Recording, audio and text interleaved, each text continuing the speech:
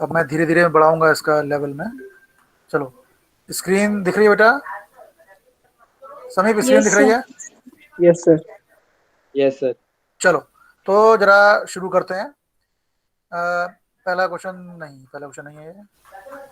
अब देखो, assertion reason, हमें एजर्शन दिया हुआ है, एक क्वेश्चन दिया हुआ है, रीजन दिया हुआ है, दो अलग अलग तरह के हमें सेंटेंस दिए हुए हैं। एक सेंटेंस इसको एजर्शन नाम दिया गया है, एक सेंटेंस को रीजन नाम दिया गया है। एजर्शन एक अपने आप में क्वेश्चन है, रीजन अपने आप में एक क्वेश्चन है। क्या है? ए रेस टू एक्स का डेफिनेशन होता है ए रेस टू एक्स लॉग है, ये पहला बोल रहा है। रीजन क्या दे रहा है? X raise to n equal to n x n minus one, ये भी सही है, होता है, फॉर्मूला होता है। अगर ऑप्शन देखो, ऑप्शन क्या है? पहला ऑप्शन है एजर्शन एंड रीजन दोनों ट्रू है, and reason is the correct explanation of assertion. देखो, ए और आर दोनों ट्रू हैं, वो अलग बात है, ठीक है। उसके बाद रीजन क्या एजर्शन को करेक्टली एक्सप्लेन कर रहा है क्या? क्या रीजन वाला जो लॉजिक है वो एजर्शन के सॉल्व में अप्लाई हो रहा है कि नहीं हो रहा है, ये देखना है। तो अगर ए और आर दोनों ट्रू हैं और रीजन करेक्टली एक्सप्लेन कर रहा है एजर्शन ए को, तो हम ऑप्शन ए पिक करेंगे। सिमिलरली अगर एजर्शन और रीजन दोनों ट्रू तो हैं, लेकिन रीजन जो है करेक्टली एक्सप्लेन नहीं कर रहा है, तो हम ऑप्शन बी चूज करेंगे। और फिर अगर एजर्शन ट्रू है, रीजन फॉल्स है, तो सी ऑप्शन, एजर्शन ए फॉल्स, रीजन है ना। पर एजर्शन रीजन वाले क्वेश्चन में केवल यही ऑप्शन होंगे, ये जरूरी नहीं है बेटा, है ना। मैंने कल एक बैंक के एग्जाम का एक ऐसा क्वेश्चन देखा जिसमें चार ऑप्शन तो थे, लेकिन चारों में से कुछ ऑप्शन अलग थे, तो आपको चारों ऑप्शन अच्छे से देख लेना है बेटा, स्पेशली फर्स्ट टू। जब एजर्शन और रीजन दोनों ट्रू हैं तो ये कभी कभी देखने में बहुत टाइम लग जाता है कि वो एक्सप्लेन, रीजन एक्सप्लेन कर रहा है कि नहीं कर रहा है। देखते हैं एजर्शन क्या है। ए रेस टू, पहले ये देखो दोनों अलग अलग ट्रू है कि नहीं, दोनों अलग अलग सही है कि नहीं। तो ए रेस टू एक्स का डिफरेंशिएशन होता है ए रेस टू एक्स लॉग, क्या ये सही है स्नेहा? Is it correct? क्या ये सही है?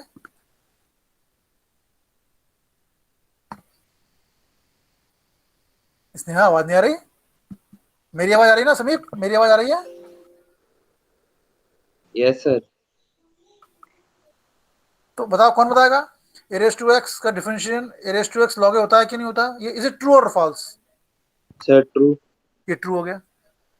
एक्स रेस टू एन का डिफरेंशिएशन ये होता है क्या? Yes sir. दोनों ट्रू हो गए। जब दोनों ट्रू हैं तो ऑप्शन में हमें, दोनों ट्रू कहाँ है? एक इस ऑप्शन में है, एक इस ऑप्शन में है। जब एक ट्रू एक फॉल्स है तो सी और डी है। लेकिन अब दोनों ट्रू है, लेकिन ट्रू दोनों ट्रू तो ए और बी दोनों ऑप्शन में है। अब चक्कर ये है कि reason is explaining the assertion. क्या रीजन एजर्शन को सॉल्व करने पे अप्लाई हो रहा है क्या? क्या d upon d x x raise to n equal to n x n minus one, ये कॉन्सेप्ट यूज होता है क्या ए रेस टू एक्स के डिफरेंशिएशन में? Is R explaining the assertion और नॉट? बताओ। No sir. क्योंकि एक्स रेस टू एन का डिफरेंशिएशन जब करते हैं तो ये, लेकिन उसमें एक्स की पावर में एक इंटीजर, एक कांस्टेंट होना चाहिए। ये ट्रू है, नो डाउट, अपने में ट्रू है ये, लेकिन ये कॉन्सेप्ट इसमें अप्लाई ही नहीं होता है।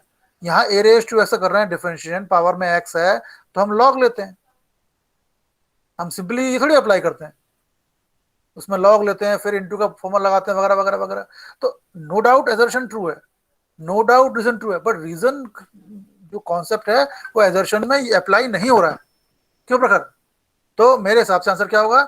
Assertion and reason are true and reason is not the correct explanation of assertion A, है ना। एजर्शन रीजन ट्रू, कैसे, एग्री और not? Anamika, do you agree? Yes sir. Yes next देखो, सर। 1 2 3 दिया हुआ है, 1 1 2 2 3 3 1 1 2 3 सिमेट्रिक है, पहले चेक करो सिमेट्रिक है कि नहीं। 1 1 का उल्टा 1 1 होना चाहिए आर में, हाँ 1 1 का उल्टा 1 1 आर में है। 2 2 का उल्टा 2 2 आर में होना चाहिए, हाँ है। 3 3 का उल्टा 3 3 ये खुद है। 1 2 का उल्टा 2 1 नहीं है। 1 2 का उल्टा 2 1 इसमें है ही नहीं, तो सिमेट्रिक नहीं हुआ, फॉल्स। ए फॉल्स केवल एक जगह है, डी। लेकिन तब भी आप देख लो आप, क्योंकि हर एक क्वेश्चन में हो सकता है किसी और क्वेश्चन में ये ऑप्शन नहीं हो, एजर्शन फॉल्स हो और रीजन फॉल्स हो। मैंने कल एक क्वेश्चन देखा उसमें assertion and reason both are false, ऐसे भी था। रीजन फॉल्स है कि नहीं या ट्रू है कि नहीं? आर सिमेट्रिक कब होगा? When a b R and b a is in also in R. हाँ, तो सही है, डेफिनेशन ठीक है ये। सिमेट्रिक कब होगा? जब ए भी आर में है और बी ए भी आर में हो। तो रीजन तो ट्रू है ना? तो एजर्शन फॉल्स है, रीजन इज ट्रू, तो डी होना चाहिए, है ना? मैं फिर बोल रहा हूँ, कोई जरूरी नहीं है एग्जाम में एजर्शन और रीजन वाले क्वेश्चन में ये चारों ही ऑप्शन है। कल मैंने एक ऐसा क्वेश्चन देखा बैंक वाले एग्जाम में जिसमें था कि assertion and reason both are false, है ना? तो हमें क्वेश्चन के ऑप्शंस को ध्यान से पढ़ लेना है, स्पेशली फर्स्ट टू वाले में। जब दोनों ट्रू होते हैं तो ये सोचने में बहुत ज़्यादा दिमाग वेस्ट हो जाता है कि ये एक्सप्लेन कर रहा है कि नहीं कर रहा है। तो खैर यहाँ तो ये साल में एजर्शन फॉल्स है, एजर्शन फॉल्स है, तो डी आंसर हुआ। ठीक, Anamika clear? Aditya clear? Aakriti clear? Yes sir. ये देखो सेट ये दिया हुआ है, इस पर एक रिलेशन बनानी है और फिर चेक करना है कि वो इक्विवेलेंस है कि नहीं। तो पहले सेट बनाओ भैया। A R define on the set, पहला वाला डोमेन होता है, ये होता है कोडोमेन। डोमेन की वैल्यू पहले ये रखी जाएगी बारी बारी से, और जो मिलेगा वो कोडोमेन होना चाहिए, क्योंकि कोडोमेन में यही सेट है। तो हम एक ही प्लेस पे बारी बारी से, एक क्यों, एक पहले लिखा है ए डोमेन है, एक ही प्लेस पे बारी बारी से ये सेट के सारे एलिमेंट रखो, जो मिलने चाहिए बी वो बी सेट में होना चाहिए। जब ए वन रखा तो बी कितना आएगा? A plus one, one plus one two. Two है क्या सेट में? हाँ है, क्या दिख रहा है मुझे? ए टू रखो तो बी आ गया थ्री। क्या थ्री सेट में? हाँ है। ए रखा थ्री, बी आ गया फोर। फोर सेट में है क्या? हाँ दिख रहा है मुझे। ए फाइव तो b six, six b set में है। जब ए सिक्स तो बी सेवन। अरे भैया ये नहीं है, सेवन नहीं है सेट में, भूल जाओ। तो क्या बनेंगे आर में पेयर? वन पे टू आया, one two, two three, three four, five six. ये हो गया हमारा रिलेशन। कर्ली ब्रैकेट के अंदर लिख लेंगे इसको। अब क्या बोल रहा है? It is an equivalence relation. क्या ये इक्विवेलेंस है? क्या इक्विवेलेंस है? तो पहले रिफ्लेक्सिव चेक करो। वन है तो वन वन होना, सेट में वन है तो वन वन होना चाहिए। वन वन तो इसमें दिख नहीं रहा मुझे कहीं, रिफ्लेक्सिव नहीं है। सिमेट्रिक वन टू को टू वन होना चाहिए, वो भी नहीं है। ट्रांसिटिव वन टू और टू थ्री तो वन थ्री होना चाहिए, तो वन थ्री नहीं है इसमें। तो ना तो ये रिफ्लेक्सिव है, ना ये सिमेट्रिक है, ना ये ट्रांसिटिव है। तो भैया ये तो गड़बड़ हो गया, इट इज फॉल्स। और एजर्शन फॉल्स चूंकि एक ही ऑप्शन में है तो ऑब्वियसली डी आंसर होगा। एक बार चेक कर लेते हैं रीजन ट्रू है क्या? हाँ, equivalence relation is reflexive, symmetric as well as transitive. ठीक है, सही है। एजर्शन फॉल्स है लेकिन रीजन ट्रू है, तो इसका डी ऑप्शन हुआ। ठीक, क्यों प्रियांश? ठीक है ना? आकृति ठीक? बैंक और बेटा बैंकिंग के एग्जाम में, सिविल सर्विस एग्जाम में ये चीज जीके में आती है। एक्चुअली बेसिकली ये जो एजर्शन रीजनिंग वाले क्वेश्चंस हैं, ये फिलोसफी, दर्शन शास्त्र, लॉजिक, उस चीज में आते हैं। रीजनिंग लॉजिक है ना। अब तो ये इतना बढ़ गया है कि बैंक के एग्जामों में तो ये आता ही है, और बड़े बड़े एग्जाम में अब ये कंपलसरी फीचर हो गया है। हालांकि मैथ्स में तो ये इजी पड़ता है, अब जब हिस्ट्री विस्ट्री के क्वेश्चन आते हैं तो उसमें ये और भी टफ पड़ जाता है, बहुत ज्यादा सोचना पड़ता है। हालांकि मैथ्स में भी सोचना पड़ेगा। चलो, f is on 2 if only if range of y equal to range of f equal to y। f की रेंज y कोडोमेन सेकंड वाले सेट के इक्वल है, तो ये ऑन टू होगा। ट्रू की फॉल्स है? ये बोल रहा है रेंज ऑफ f, f की रेंज y बाद वाले सेट यानी कोडोमेन के इक्वल है, तो f ऑन टू होगा। इज इट ट्रू और फॉल्स? अगर रेंज और कोडोमेन इक्वल, फिर से बोलो बेटा, सुन नहीं पाया मैं। Sir true. हाँ, क्यों? ये बोल रहा है रेंज, एफ की जो वैल्यू आएगी वो कोडोमेन की सारी वैल्यू कोडोमेन की वैल्यू है, मतलब कोडोमेन के सारे एलिमेंट किसी न किसी से जुड़े हुए हैं, तो ट्रू है, ऑन टू। रीजन क्या है? A function is set to be onto if every element of Y is image of सब एलिमेंट ऑफ डोमेन। ये भी सही है। कोडोमेन सेकंड वाले सेट का हर एक एलिमेंट डोमेन के किसी न किसी एलिमेंट का इमेज है, ये भी ट्रू है। जब दोनों ट्रू है तो मतलब फर्स्ट टू ऑप्शन। अब देखो, क्या रीजन एजर्शन को एक्सप्लेन कर रहा है? क्या रीजन एजर्शन को सॉल्व करने में अप्लाई होता है क्या? होता है क्या? ये ऑन टू क्यों है? क्योंकि कोडोमेन का हर एक एलिमेंट किसी न किसी की इमेज होगा, मतलब ये कॉन्सेप्ट यूज हो रहा है। एक्चुअली ये तो फंडामेंटल कॉन्सेप्ट है। कोई फंक्शन ऑन टू कब होगा? जब कोडोमेन का हर एक एलिमेंट डोमेन के एलिमेंट का इमेज होगा। तो yes, it is explaining. Reason is the correct explanation of assertion है. क्यों Anamika, agree or not? What do you say? Yes, अगर sir. समीप सही है, क्लियर? आदित्य, गौरव तो खैर ट्रेन में है, नहीं कर पाएगा, है ना. नेक्स्ट आते हैं बेटा, इंटरेस्टिंग क्वेश्चन, बुक का क्वेश्चन है. A be the set of all 50 students in class and function is defined like that F such that A tends to N. जब बहुत ज्यादा डेंस लगे, बहुत ज्यादा कंफ्यूजन हो, तो फंक्शन वाले क्वेश्चन में तो बेटर है कि आप डायग्राम बना लो. सारी कंफ्यूजन, सारी शंकाएं दूर हो जाते हैं. रिलेशन है ए से एन में, फंक्शन है ए से एन में, तो पहला ए है, कहां से लिया मैंने, ये यहां से लिया, ये एन है. N means natural number, 1 2 3 4 5 6 7 8. हम बढ़िया पूरा दिन लगा देंगे तब भी खत्म नहीं होगा, ये नेचुरल नंबर तो इनफाइनाइट होते हैं. क्या रिलेशन है? Set of all 50 students. पहला जो सेट है A is the set of all 50 student. Set A में किसी क्लास के 50 स्टूडेंट्स, राम, लक्ष्मण, सीता, दुर्योधन, अरे यार राम का दुर्योधन चलो को बात चलता है, कंस, कुल मिला के 50 बच्चे हैं. चलो, और रिलेशन क्या है? F X equal to roll number of the student X. बच्चे को उसके रोल नंबर से जुड़ा हुआ है. राम का रोल नंबर 1 है तो राम जोड़ दिया 1 से, लक्ष्मण का 2 है तो 2 जोड़ दिया, एस कौन है, सीता का 3 से जोड़ दिया, दुर्योधन का 4 से जोड़ दिया, कंस का ऐसे जोड़ दिया, and so on so on so on so on so on. तो क्या ये ऑन टू है? पहले एसर्शन चेक करते हैं, then F is onto. तो क्या ऑन टू है ये? प्रियांश, अनिमेश बताओ, संजना. Yes sir.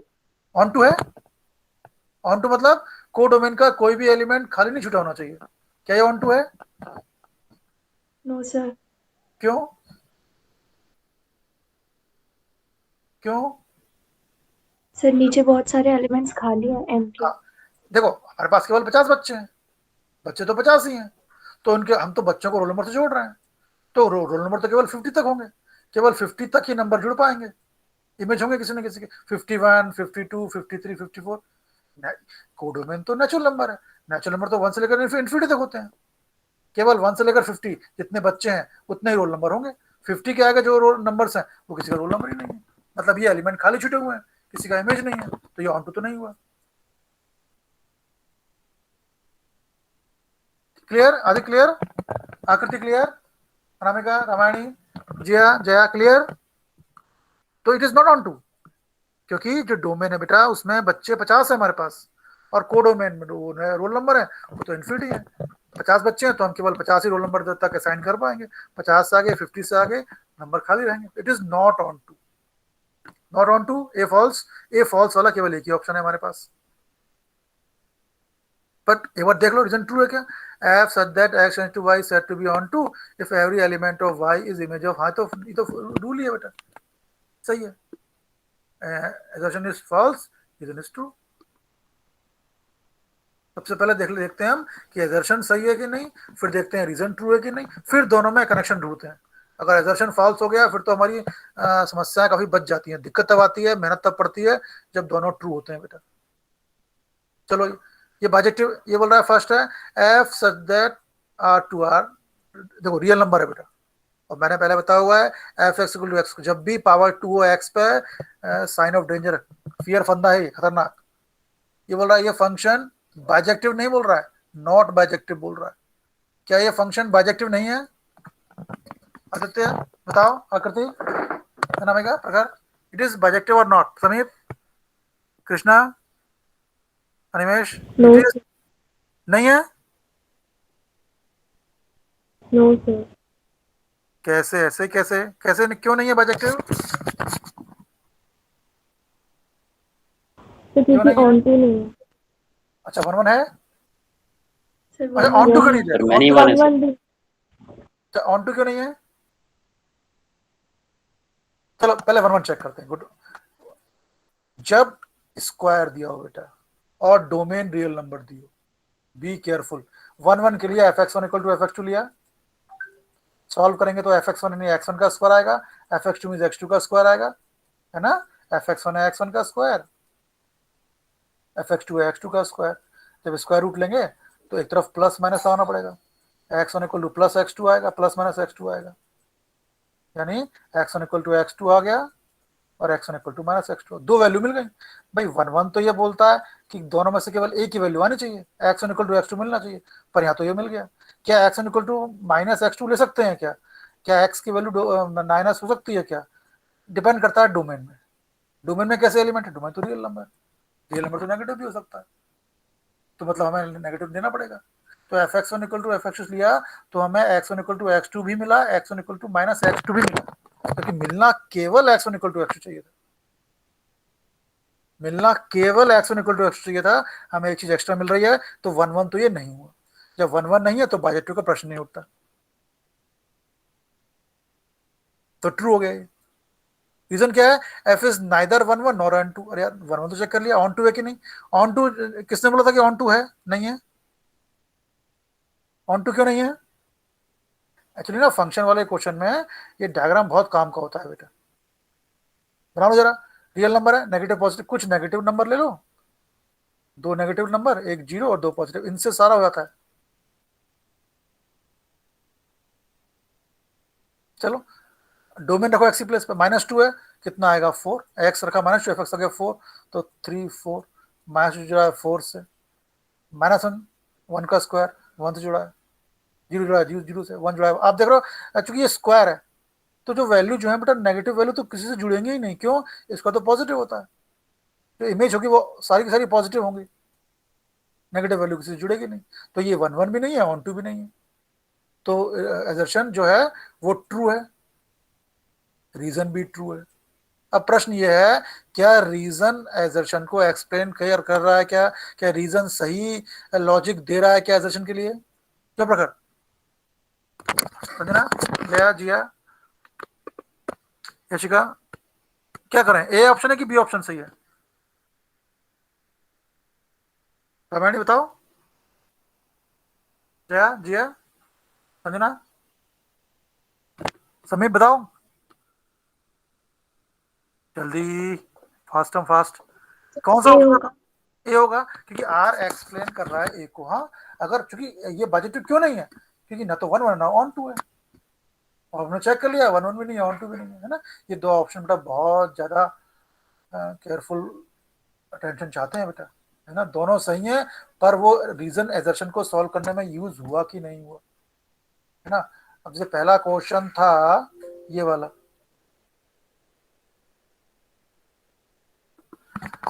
क्या ये चीज जो है एजर्शन को सॉल्व करने में यूज नहीं हो रही है क्या? y इक्वल टू ए की पावर x लिया, लॉग लेंगे बीच में, तो एक जगह यूज कर रहे हैं हम, है ना। अब इसमें बहुत ज्यादा सोचेंगे तो हम बहुत ज्यादा घुस जाएंगे। हाँ, पहले फर्स्ट स्टेप में तो ये स्टेप हम फॉलो नहीं करते, है ना, तो बहुत ज्यादा सोचने की जरूरत है बेटा, बहुत ज्यादा। जितना प्रैक्टिस करेंगे उतना ज्यादा हम इसकी जो है टेक्निक समझ पाएंगे। ये देखो, sine inverse sine 3 pi by 5, ये 3 पाई बाय 5 होगा। पाई वाले में तो बेटर ये है कि आप बेटा पाई की जगह रख दो, ऐसा मेरा मानना है। हो सकता है आपके थॉट्स डिफर करते हो, है ना। तो 108, तो क्या sine inverse 3 pi by 5 3 pi by होगा क्या? सही है ये, 3 पाई बाय 5 मीन 108, क्या ये ट्रू है? संजना बताओ, यशिका, मानसी, कौन बताएगा? नो सर, पारस, क्यों?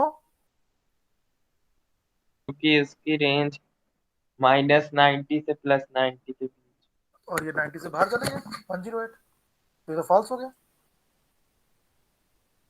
और रीजन, हाँ रीजन ट्रू है, साइन इनवर्स साइन, ये थीटा तब होगा जब थीटा प्रिंसिपल रहेंगे, ठीक है। तो ए फॉल्स हो गया, तो डी आंसर हो गया उसका, है ना। पाई वाले में कंफर्टेबल रहोगे आप, ऐसा मेरा मानना है। अगर आप पाई की जगह 180 रखो, ऐसे एक क्वेश्चन आने ही है, ऐसे क्वेश्चन आने ही है। डी क्या बोल रहा है? फॉल्स, ठीक।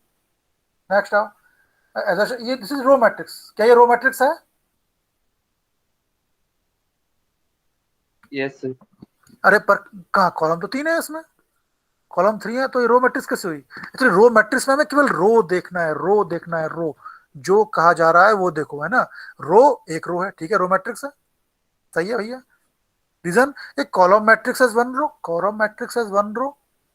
अगर ये क्या है यार, column matrix as one row, वो समझ रहा है कि क्लास 12 बी के बच्चे बेवकूफ हैं, वो कंफ्यूज हो जाएंगे रो और कॉलम में।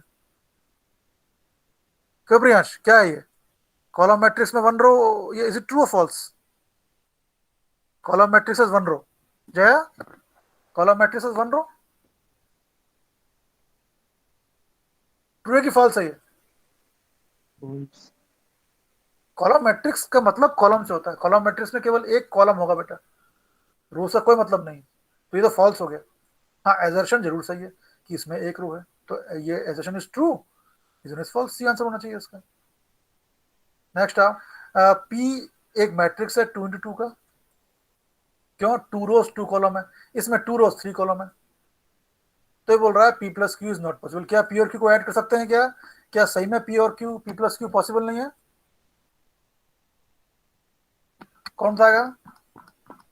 संजना, क्या पी प्लस क्यू पॉसिबल नहीं है? No sir. क्यों? सर सेम ऑर्डर नहीं है।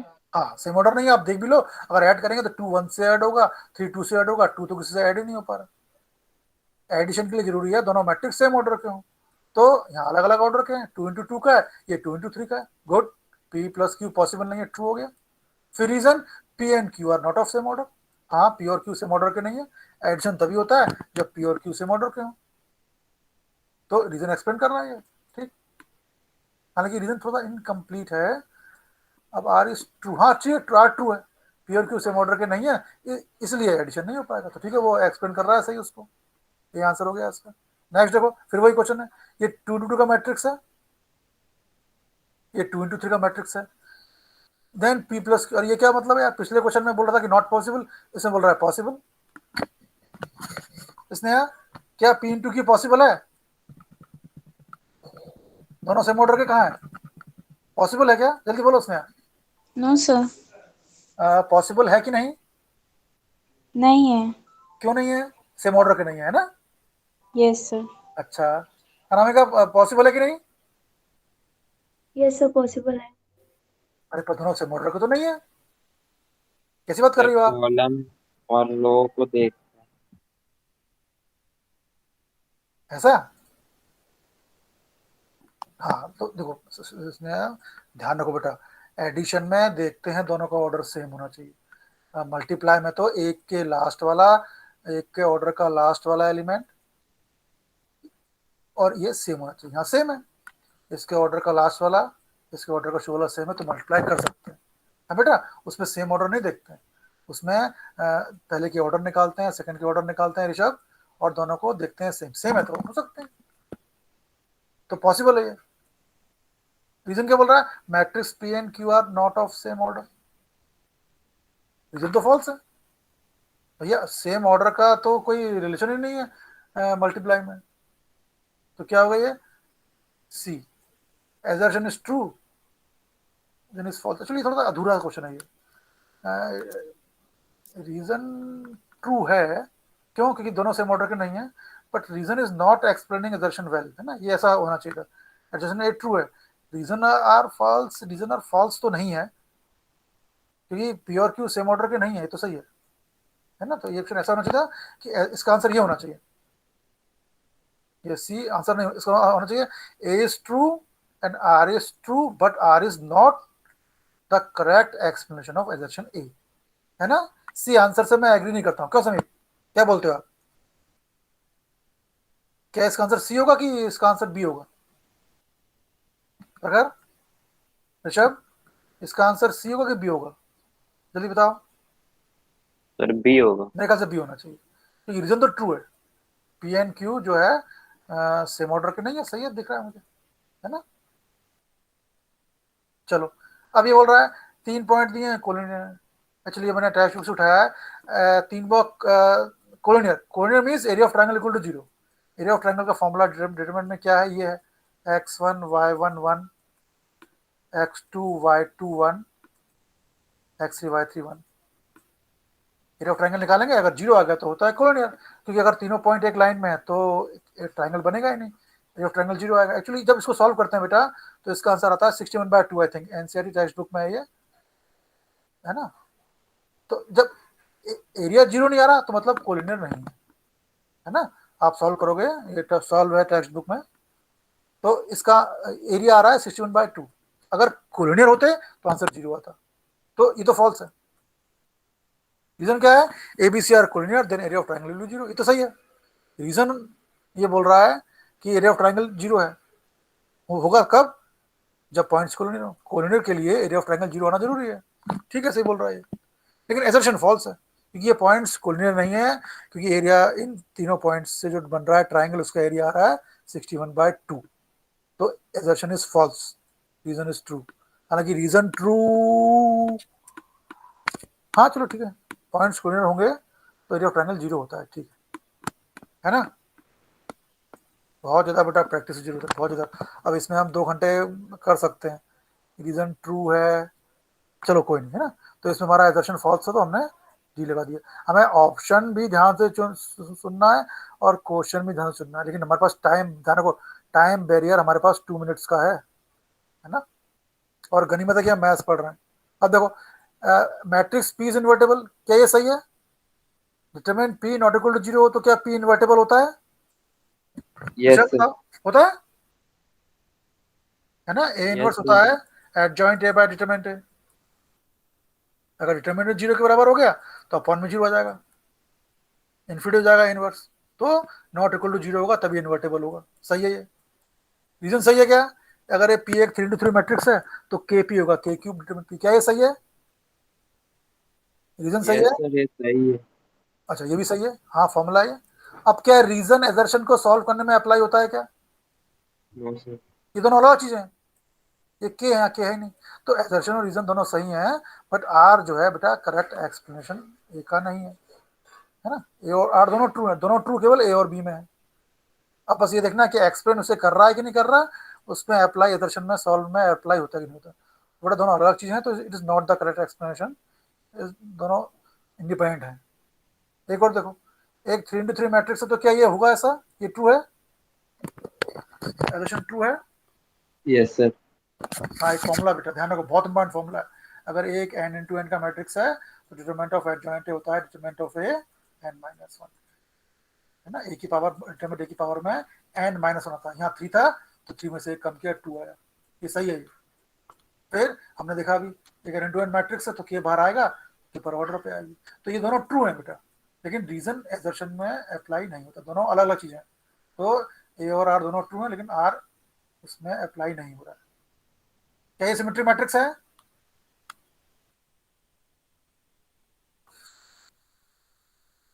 प्रियांश, रामायणी, क्या ये सिमेट्रिक मैट्रिक्स है? सिमेट्रिक मैट्रिक्स का फॉर्मूला ये है, पीरियड इक्वल टू। एक तरीका और भी है, क्या आप देखो, जो एलिमेंट A1 2 में होना चाहिए वही एलिमेंट A21 में होना चाहिए, जो एलिमेंट A13 की पोजीशन पे है वही A31 पे होना चाहिए, जो A21 पे है वही A12। देखो, जो A112 पे है वो A21 पे होना चाहिए, जो नहीं है यहाँ। जो A13 पे है वो होना चाहिए A31 पे, जो यहाँ नहीं है। जो A23 पे है वो A32 पे होना चाहिए, वो नहीं है। हालांकि सबसे एग्जैक्ट चीज तो चेक करने के लिए यही है, पी रेश इक्वल टू पी। किसी से मेट्रिक मैट्रिक्स को चेक करना हो तो ये सबसे अच्छा तरीका है, पी रेश इक्वल टू पी। पर जब यहाँ पी डैश ले रहे हैं बेटा, तो आप देख रहे हो हमें ओरिजिनल मैट्रिक्स नहीं मिल रहा है। First row first column 0 1 -2, second row second element. तो अब देखो फर्स्ट रो में 0 1 -2 है, 0 1 3, तो ये सिमेट्रिक तो नहीं है ना, फॉल्स हो गया। रीजन सही है, सिमेट्रिक की कंडीशन ये होती है। तो assertion is true but reason is false, है ना। तो इट इज ट्रू, ये सी ऑप्शन है। हाँ, और चूंकि 0 0 है तो एक पॉसिबिलिटी बढ़ती है कि ये इसको सिमेट्रिक हो जाए। सिमेट्रिक चेक करना है तो ऋषभ, हम देखकर भी चेक कर सकते हैं। जो A13 पे है वो A31 पे होना चाहिए, जो A12 पे है वो A21 पे होना चाहिए, है ना। लेकिन बेटर ये है कि आप पी टू पी निकालो, तो यहाँ देख रहे हो आप ये सिमेट्रिक मैट्रिक्स नहीं है, रीजन सही बोल रहा है। तो ए इज ट्रू और is false, A is false, हाँ ए फॉल्स, क्योंकि ये सिमेट्रिक मैट्रिक्स नहीं है। रीजन ट्रू है, ट्रू होगा तो ये होगा। चलो, तो आज इतने सारे क्वेश्चन बेटा देख लिए, है ना। इन सारे क्वेश्चंस को एक बार देख लो और थोड़ा सोचो जरा, हो सकता है कुछ क्वेश्चंस पे हम डिसएग्री कर जाएं। और प्रैक्टिस चाहिए बेटा, और प्रैक्टिस चाहिए।